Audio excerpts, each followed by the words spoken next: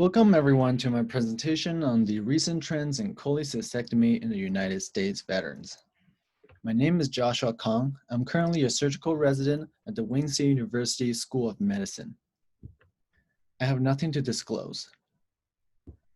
To start, gallbladder diseases are caused by gallstones and inflammation of the gallbladder, which includes symptomatic cholelithiasis, cholecystitis, and, in rare cases, cancer of the gallbladder. The prevalence of gallstones is 10 to 15% worldwide. 20 to 25 million Americans have gallstones, and a quarter of them are symptomatic. As a result, over 700,000 cholecystectomies are performed each year in the United States. This translates to a cost of $6.2 billion annually. Cholecystectomies are performed either laparoscopically or open.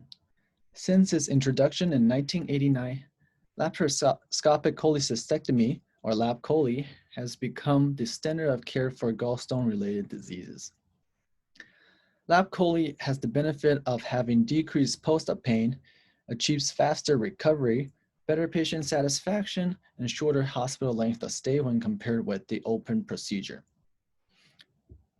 The popularity of laparoscopic cholecystectomy rose quickly in the non-veteran population, from 32% in 1991 to over 90% since 1999.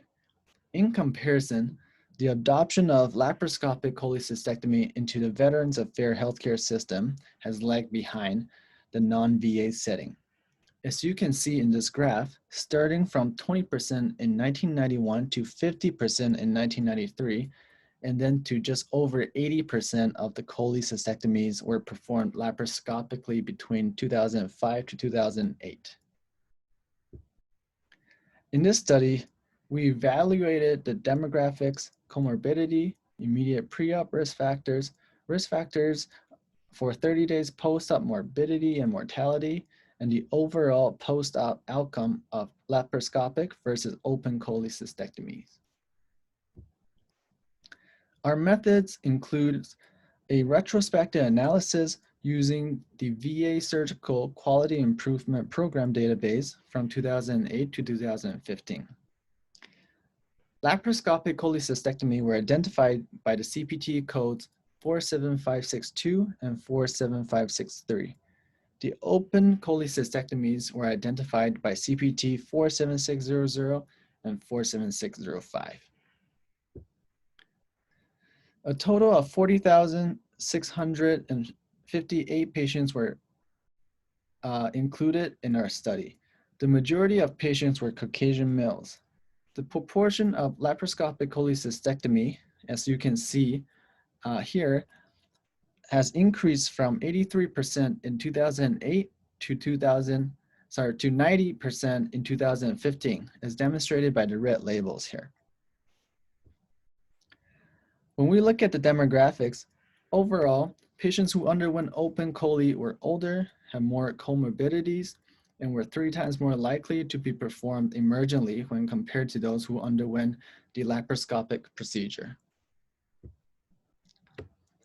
In terms of the immediate pre-op risk factors, a significantly greater proportion of patients in the open cholecystectomy group were ventilator dependent, had elevated liver enzymes, were septic or in septic shock at the time of surgery, and were ASA class 3 or greater.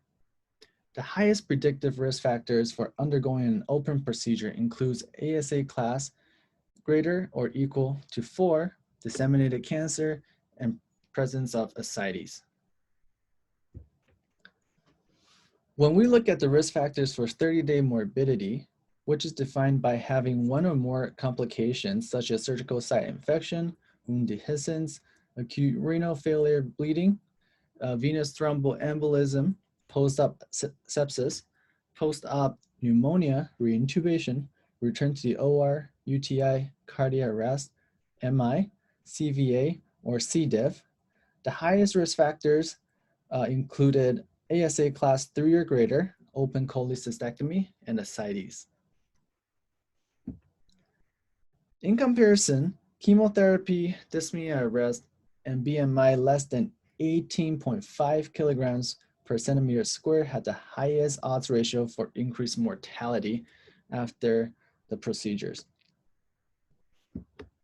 Here, a Kaplan-Meier curve analysis showed a lower mortality following laparoscopic cholecystectomy when compared with open chole at all time points following surgery in our study.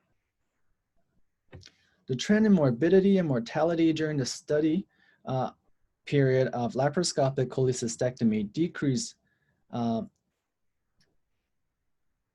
showed a significant decrease in 1-year mortality as well as morbidity from 2008 to 2015.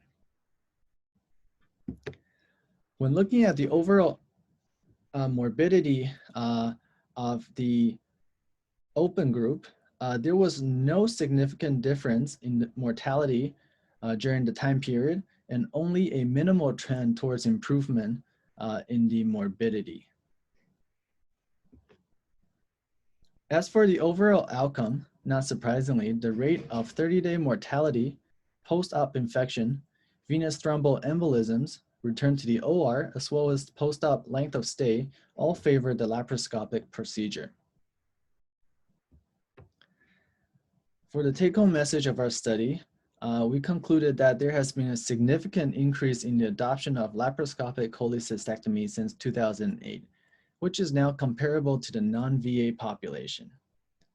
There has been a significant improvement in the morbidity and mortality following laparoscopic procedure, but only a trend of improvement in morbidity and not mortality after the open cholecystectomy during this time period. As a conclusion, therefore, efforts are needed to adopt alternative approaches and improve post-op outcome if open cholecystectomy is absolutely indicated in the veterans. Lastly, I would like to thank my mentor, Dr. Mustafa, the Chief of Surgery, and Dr. Gruber, the Chief of Staff at the John D. Dingle VA Medical Center in Detroit, as well as my co-authors for contributing to this study. Thank you very much for your time.